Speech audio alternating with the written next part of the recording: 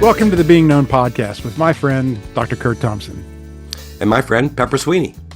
We are here to discover and explore what it means to be truly known. Hey, Curt. Yeah, Listen, yes, we are. Okay. If you, at some point, probably in the season end gag reel, you all are going to get to see what happened for the last 5 minutes with Curt and I uncontrollably laughing, not able to get through the introduction of this podcast for reasons unbeknownst to either of us. we were both so tickled. Oh my gosh. It was a difficult and beautiful moment. Sure. It was a long on-ramp to get on the interstate. But you know what? You were saying laughter is right? It's just the greatest thing. It's the best. It's the best.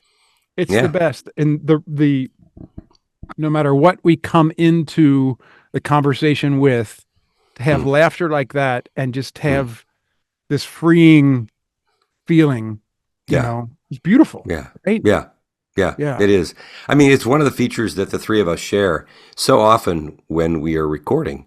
You know, we have time beforehand that we check in with each other and see how we're doing. And my goodness, I'm aware that no small part of what I'm looking forward to is the laughter. Yes. Like I know something's going to happen that's really going to create that space of vulnerability. And like even now, I'm aware that I feel lighter than I felt 20 minutes ago. 100%. And you know, that was a combination. I know we have a podcast to do, but it was a combination of the laughter that we shared, right? But also you just mentioned there's a vulnerability in the laughter, but the vulnerability that we shared too. We come together and we talk about things that you know, aren't always the prettiest things in the world about us, and yet you know, I think it's a great segue into this episode that we're doing today, which is episode 5, and we are looking at chapter 4 of Dr. Curt Thompson's latest book, The Deepest Place: Suffering and the Formation of Hope. And chapter 4 is entitled Glory. And I'm really excited to jump into this chapter today, because I think it's a beautiful chapter. I really do. There's just we get to meet Cheney, who takes us on a bit of a journey into what it means to experience glory. Yeah. And, you know, this comes from this part of this section of Romans 5 where Paul writes, and we boast in the hope of the glory of God. This is verse 2, the second half of that verse.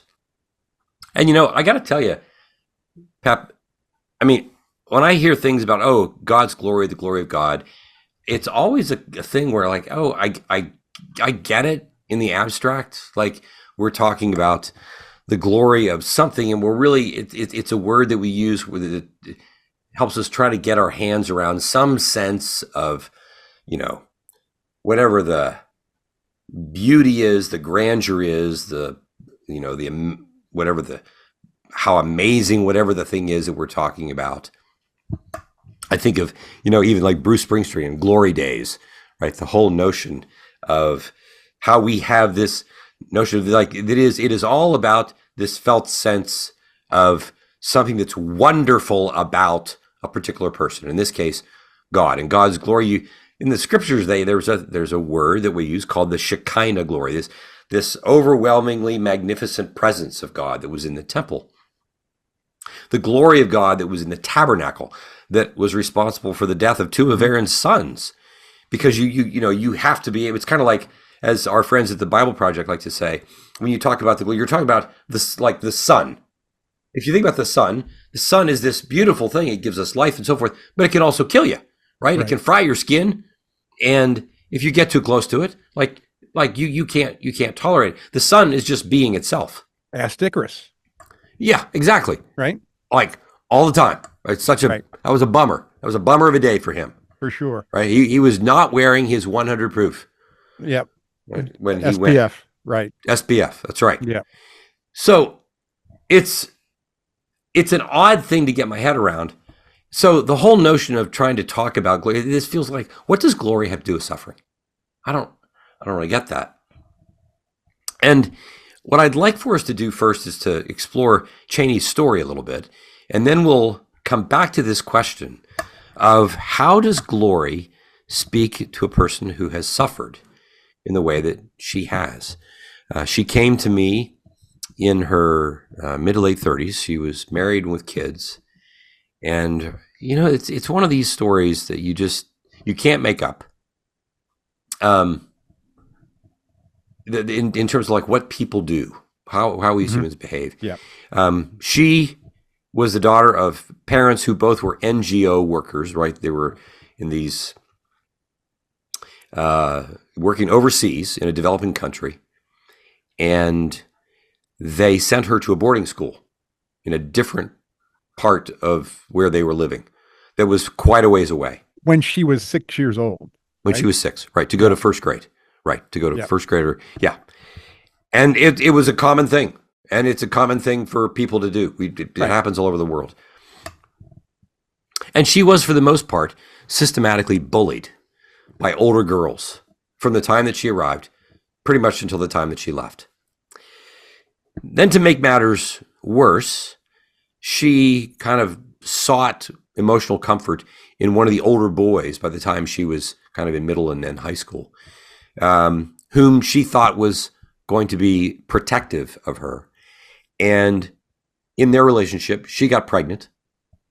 Yeah. And then, because her parents were too overwhelmed with their own lives and couldn't do anything about that from a distance, they paid for her to have an abortion in high school. Right. Yeah. And I'm not saying this to throw her parents under the bus, but this is just what happened. But she's kind of like left to deal with this on her own. And of course, all this is done very quietly, right? I know this, but it's not like anybody else knows what's going on. Right.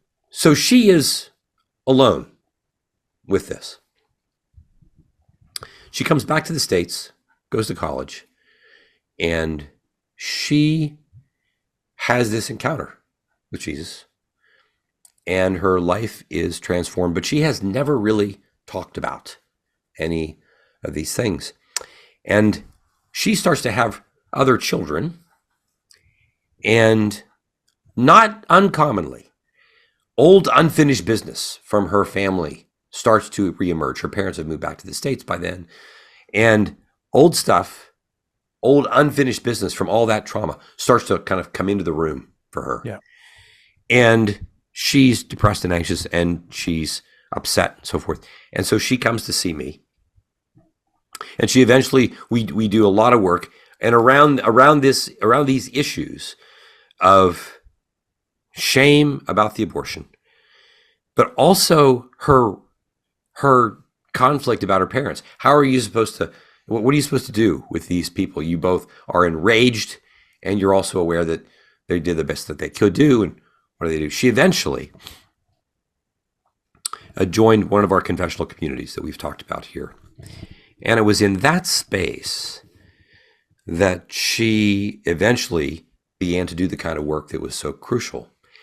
And this is where the notion of glory comes in this sense that for Cheney, as we've said here before when we were talking about confessional communities and we did our series on that, it's one thing for her to come to see a therapist, come to see me, and see me week after week after week, and you develop a certain sense of trust with one person.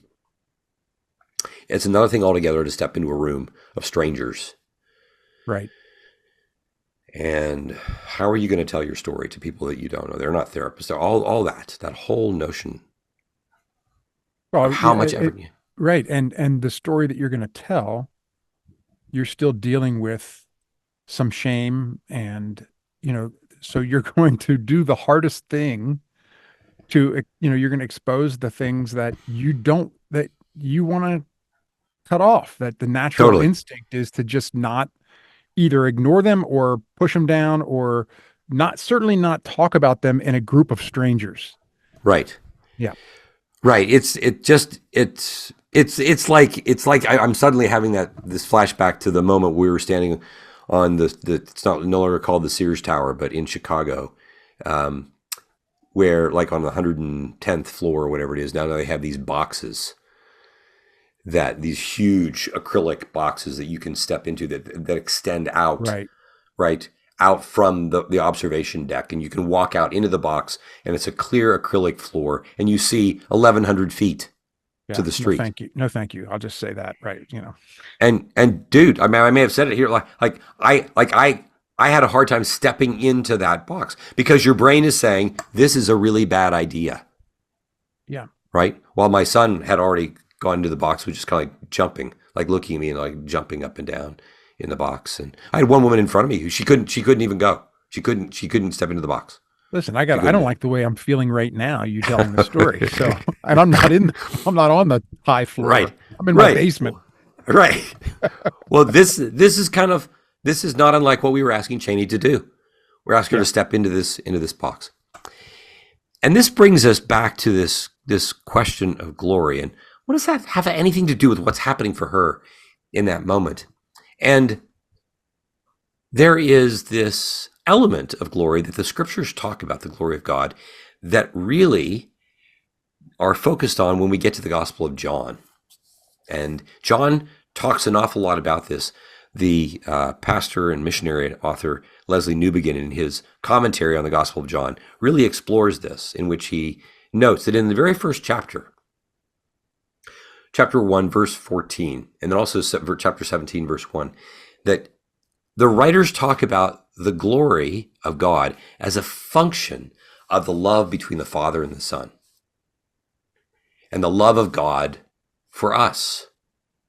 That God's glory is really all about his utter delight in us. There is nothing more glorifying for God than for us to be receptive to his love for us. Now, I have a hard time getting my head around this. But then C.S. Lewis comes along in his sermon, The Weight of Glory, and he gives us this sermon, this illustration. He talks about, if for any of us who are dog owners out there, you come home, and maybe for most of us, hopefully, you have a dog. Oh my gosh. What happens when what happens when you come home? It's so funny. Even just this morning, I went to the gym and I came back. I'm home. I'm either on the road or I'm home basically. And so she's pretty attached to me. And she's a small dog, but she can jump so high. When I come home, she goes completely nuts. And then I have to say, go to the couch. And so she'll run all through the kitchen into the living room and jump up on the couch and just like it's everything she can do to just be like still up there waiting for me to come over and pet her as she's crying and Yeah, whimpering. And right right. now she's under my desk. I have a little bed set up for her underneath there because Oh, she cannot not be next to me right now because she's that's afraid sweet. I'm again. Right. And so when you pay attention to her, what does she do? Oh, she's just so excited and she's Right, wagging her tail and so happy to see right, me. right. Yeah, And yeah, Lewis points out in his sermon, he says, there is nothing more pleasing to the dog than to be receptive of the pleasure of the dog's master, the dog's owner. yeah. Like it's the master coming to the dog and attuning to the dog that just gives the dog this utter delight and this sense of glory that God's showering us, that we are the object of his pleasure and his delight. This is what it means for us to share in his glory. It's not just about his magnificence, about his beauty, about his power, about his, otherness. All those things are true that contribute, but nothing more so contributes to the notion of his glory than of his love for us. And so the hard part is that there are so many parts of me that are so broken, so many parts of me that have enough shame in them, that it's hard for me even to allow myself to imagine that that's the case. Yeah, you say in the book that God's glory is crowded to the edges of our mind because you're not accepting enough, not doing enough. You're not, all these things are pushing the glory of God Right. out to the edges. Yeah. Right. Yeah. Like I feel like I have to work. Like it'd be like if your dog, you come home and your dog is like pensively just wanting to make sure that it's doing like, look, I haven't peed in the house. Right. Look, I've eaten all my food today. Is it okay? No, hey, your dog, Right. dude. Yeah, Right. I want to be your dog. Right. Right. I mean, this sense. Who wouldn't want to be that? Yeah. Right. Right. And so this notion, I'm just, I'm being taken aback. Wait, go to the couch. The dogs are running the couch, jumping up, quivering, waiting. Okay, and just imagining the dog looking at you, looking at the dog. And this is what it means for us to anticipate and look for God's gaze for us. For Cheney, for any of us, to look at someone with the anticipation that we are going to be receiving that kind of delight is an act of great vulnerability. So I want to stress this a little bit because you write in the book that Cheney, she's in the group. It's okay if I talk. Go. Yeah, go. So she's in the group and she has just told her story, and she's told her story as well as she can at that point, and with not just all the beautiful things, but the ugly things as well. Yeah. And she's looking at the floor. Yeah. And I feel this, right? As I'm reading the book, I'm like, yeah. So she just finishes and she's in this room with these people and she's looking at the floor and it's all she can do to lift her head and gaze in the eyes of the people in the room that just heard her story. And the glory that she receives in that moment that makes her feel like people saying, we're so glad to see you. We've been waiting for you. You're just the person that we've been looking for. And as she goes from person to person, the shame loses its power. Right? Dude. It completely loses its power because you can't necessarily trust it with just this one person here. Yeah, okay, that feels good, but I don't trust it yet. So she goes to the next one and the next one and all the way around the room until she's just bathed in this glory. Right. And in that moment, I'm not saying it's not going to come back, but in that moment, shame lost its power. Totally. Yeah. Totally. This notion that you're pointing out that the glory touches her at the very point of her deepest shame. Yeah. And that's the thing. I mean, I'm so prone to hiding my shame and then wondering why I'm having a hard time understanding glory. Yeah. And it's only until the parts of me that I hate the most are in the room. This is so important. Yeah. Yeah. Say more about that. Yeah. No. You go. You get like. Yeah. Yeah. I mean, it's this whole idea of the ugliest, most disgusting parts of ourselves that can bring up beauty. That is just, it defies logic in so many ways. It's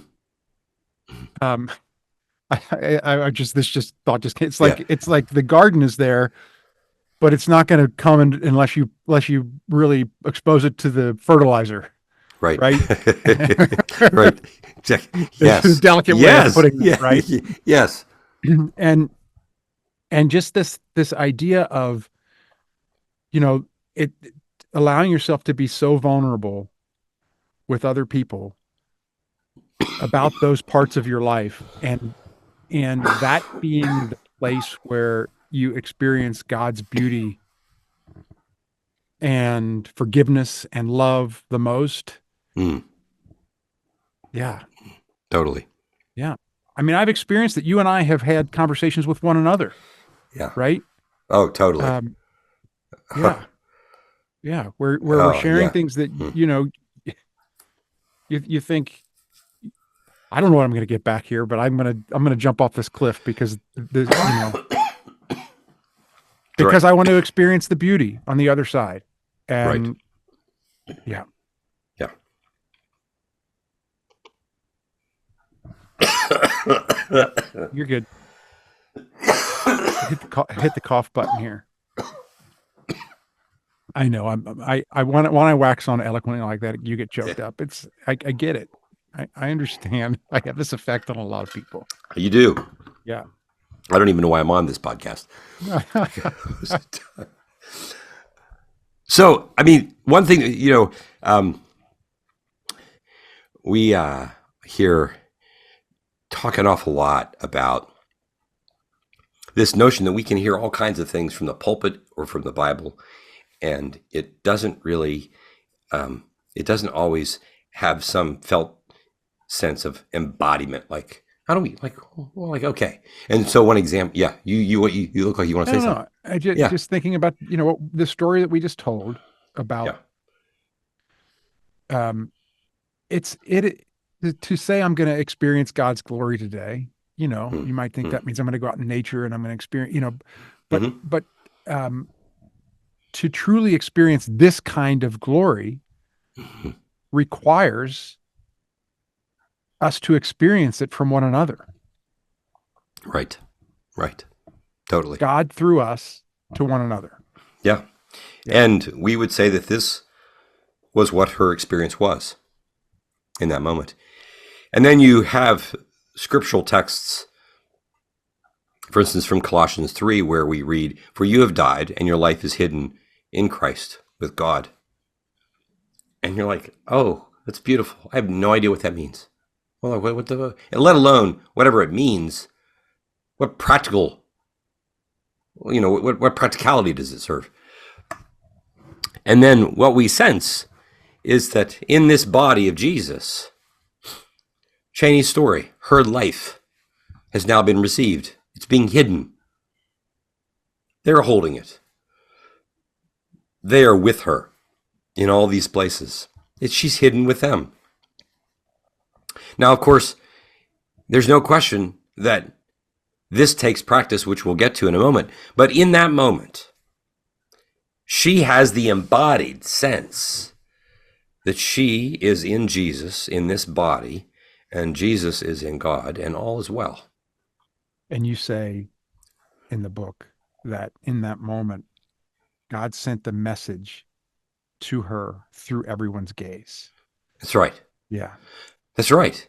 And it is this very physical engagement. This is not some kind of a, whatever we call this, spiritual thing or whatever, some imagined thing. Like, it is a real thing that's happening in real time and space. Right. Yeah. And one of the things that then follows is giving Cheney the practice of remembering. She has to remember this, as we all do. And we are all. I'm prone to thinking, oh, I'll have some kind of enlightenment experience, and then once I have the enlightenment, I don't need any more work on that thing. That thing has happened, or I get some new insight, and the insight will be immediately something that I will perfectly apply without recognizing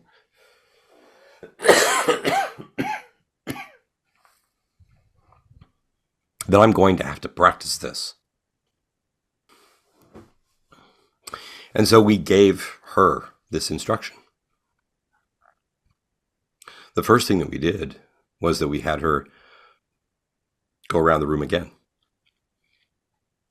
And then we had her name names. She was naming names, and we also asked her to describe what was it that she was seeing coming from Ethan's face, coming from Sarah's face, coming from John's gaze. Now, to be sure, we also warned her about a thing that we commonly talk about, being a vulnerability hangover. Right. You talk about these things, and then the next day you're like, what have I done? These people are going to be like telling all their friends. It'll be on the front page of the Post. Right. I'm so in trouble. We warned her about this. And she reported the next week, yes, I did have a little bit of that. But the fact that you had told me this, like, let me know that, oh yeah, these things happen. And we came back but we said to her every day between now and next week, we want you to take some time and practice remembering what happened here in the room. And this is what we are all charged with doing.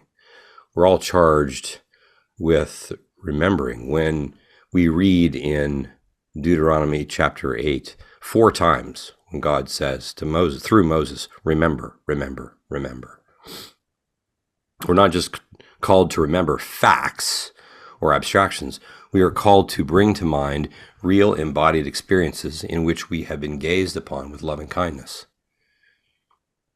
And out of that loving kindness with which we are gazed upon, we then have what we need to do the same with those around us.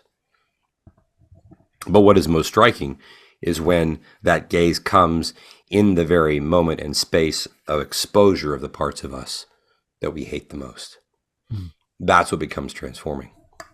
In many respects, what we're doing is working toward the development of like this earned secure attachment that we talk about in the very presence of our suffering. And we're beginning just now then we're just getting to this notion. Remember, we've said this is a book about suffering and the formation of hope. But in the Christian message, in the Christian story, we don't first just dive into talking about suffering. There is an on-ramp to this. It is about secure attachment of faith. It is about being at peace with God, all these different parts of us that we have to name. It is about God's glory in which his grace in which we stand, that we have to pay attention to our body. And it is about his gaze, the gaze of loving kindness, that is one aspect of all the glory that the entire scriptures talk about. All of this is not unlike what happens to a newborn, an infant, and a toddler when they're coming into the world and living in a home in which they are being dearly received. We're so glad that you're here. And now let's help you grow into the person that God has longed for you to grow. It is in the middle of our suffering, then, that we bring all of these things as we imagine what it means for suffering to give us the opportunity to be transformed into the people that we never would have imagined that it could do. Okay, we have an assignment. Consider when it was that you last had an experience of others being utterly joyful at being in your presence. Take some time to recall what you felt in your body and what you recalled thinking about, what that meant at the time. And if you have not, we want you to plan to, once each day in the coming week, to meditate on that experience for the purpose of embedding into your memory what it's like to sense God's glory. Yeah. Yeah. Yeah. Yeah. I mean, these are all important things. I'm often just so aware of the places where I suffer. And when we're sitting with patients and we're sitting with our own kids, right, when they're suffering, the suffering is often so front and center that it's easy for me to lose track of these other things that we've been talking about. That are the things that prepare us to really dive head on into the main topic, which we'll be getting at in our next episode. But this has been really great to talk about this stuff together. Yeah. This has been a great day. We started this conversation talking about laughter and talking about how the first 5 minutes of this show that you probably won't hear on this episode will wind up in a gag reel somewhere. And I just want you folks to know that somewhere is on our YouTube channel, where you can see not only all the episodes that we have that we've done over the years, but also you can see these gag reels, and that is at Being Known Pod on YouTube. And speaking of YouTube, if you're watching us right now on YouTube, I apologize for that, but you can please stick around, because producer Amy is going to be joining us here in just a couple of seconds, and we're going to have a post-show conversation. Hey, Curt, I love you, buddy. Love you, man. Right.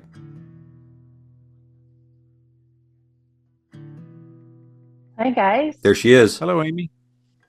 Yes. We're holding on. Definite, oh my gosh. It's not a Yelp Pretty early. review. It's the level of oh my gosh. Yes. Ooh, it's really bright. Okay, I'm gonna tell you my thoughts.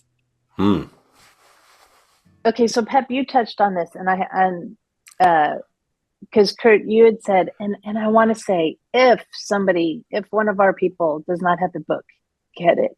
It is so incredible, and so get it. This is Curt. You say, I am so often encumbered with my own internal anxiety and rumination, and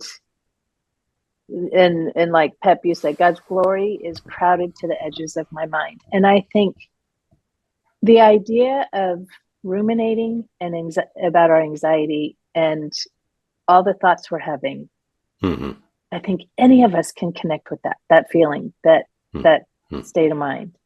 And then, and I'm going to read it because Curt, you say, we do not often imagine, nor do we find it easy to imagine, who we would become in the presence of his gaze of joy directed at us. And it hits me that even the imagining it, we're not even there yet, right? We're not fully realizing or even partially realizing God's glory and God's gaze of delight with us. But just imagining, just being willing to be still and avert our eyes, shift our mind, shift our thoughts to, like, I can only imagine what it would be like if I grasped his gaze. Oof. Yeah, I mean, it's if we were, just imagining what my general posture would be leaving the house every day. If I leave with a sense that God is delighted with me. Yes. And when the person cuts me off in traffic, it's okay. Yeah. It's easy for me not to do that work, not to practice. It would be easier for me to just keep my head down, as Cheney was initially. Just keep my head down. And if I keep my head down, because it's a groove for us, right? It's a It's a familiar. Yeah, totally. I'm kind of walking around with my head, like not looking at his gaze. Yeah. Pep, it looked like you were going to say something. No, what I was going to say is we've talked about this before, this idea of what would change if you went out into your day thinking that God is delighted in me. And I was just rewriting that in my journal because it's something that I want to take with me. I want to practice this because even right now, as I'm thinking it, something changes in me. Yes. Yes. Something changes in me. Yeah, me too. But I think it is also it's not like I can just say, okay, I'm delighted that I can just say that to myself, having not experienced that through other people as well and not done the work. I mean, I can just say that and not really understand what that means, but I can experience what that could mean by your gazes and your, so that's embodied. And I, so it's well, and that hit me too, like with the like, remember, real embodied experiences of someone else's gaze. And I think saying that to other people, like am I putting words when I'm happy to see someone? That's a vulnerable act. Yeah, and I think it is. It is. And I think we've got to say it. Like, I want to say, tell me every time you're happy to see me. Right. Like, put words to it. Because I don't always say it. Because I think, well, I'm going to look ridiculous. Or for a lot of reasons, right? And I think, okay, am I giving other people, am I putting words to it? Not, I think it's obvious. I don't have to put words to it, but it's like, Yeah. oh. Yeah. And like, okay, the whole dogs thing is a great, like what we've talked about before, Riley, she just goes crazy when I go over to Nicole's. Crazy. And I think I just saw you 20 minutes ago. All I did was, run out to my car. Mm-hmm.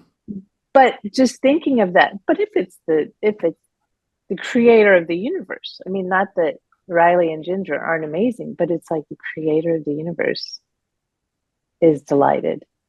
Yeah. Yeah, I'm going to walk through the door Yeah. differently. Yeah. Yeah. Yeah. I mean, I really just long for our listeners to take this in. And I think about the general tenor of where we are in our cultural moment and how frequently, of course, this is not the posture that most of us are imagining. When you listen to the news on social media, those kinds of things, the vitriol and the violence and the harshness and so forth do not seem to relay a sense of, oh my gosh, I'm so glad that these people are in the world, or I'm glad to be in the world with you. There's very little sense of that. There's just a lot of anxiety and violence, and I want to suggest that the way that we respond to this most powerfully, as it turns out, is by doing the simple acts of allowing ourselves to be loved by God, and then testing the waters to see what it's like when we begin to do even what you just said, Amy. Like, imagine this, we could tack this on to the exercise that we want people to enter into, this notion of, if you anytime this week that you see somebody that you really enjoy being with, tell them that. Go out of your way to say, I just want to say, I'm really glad to be in the room with you. I mean, who doesn't want to hear that? Right. Yeah. It's good. Yes. This is great. All right, then. All right. Until next time. Thanks, you guys. Until next time. Right. Love you Looking guys. forward to it. All right. Love you. Too. We'll see you. Bye. This podcast is produced by Curt Thompson, Pepper Sweeney, and myself, Amy Chella. Audio production and editing is by Keaton Simons. Video production and editing is done by Mark Gould. If you'd like to connect with us, you can find us on social media at BeingKnownPod. If you like this podcast, tell a friend. If you love this podcast, tell everyone you know. And please like, rate, and review wherever you listen. Be well, be known.